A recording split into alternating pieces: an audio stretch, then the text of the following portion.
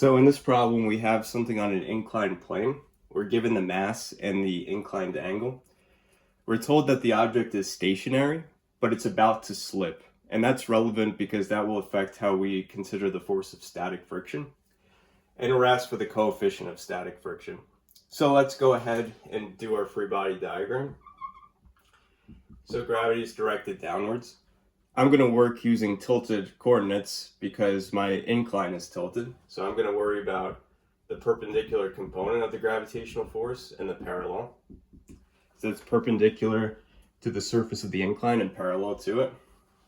The normal force is perpendicular to the surface.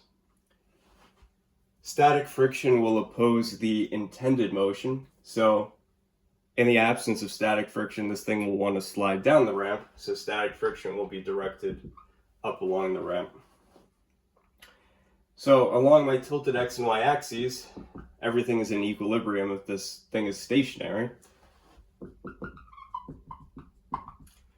So I have FG parallel minus FS is 0.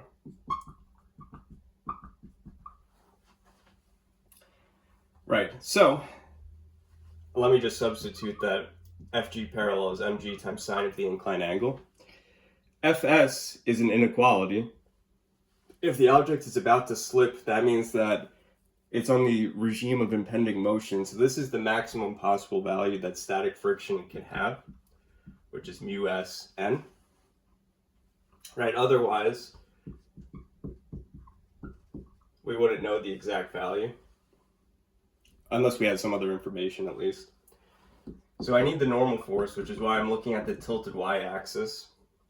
And along that I have the normal force up and this perpendicular component of the gravitational force downwards. So the normal force is equal to Fg perpendicular, which is mg cosine theta. So I have that mg sine of theta is equal to mu s mg cosine of theta. So I have an mg common to both sides. And I get that mu s is equal to sine of theta over cosine of theta, which is tangent of theta. And tangent of 37 degrees should be 3/4. So mu s,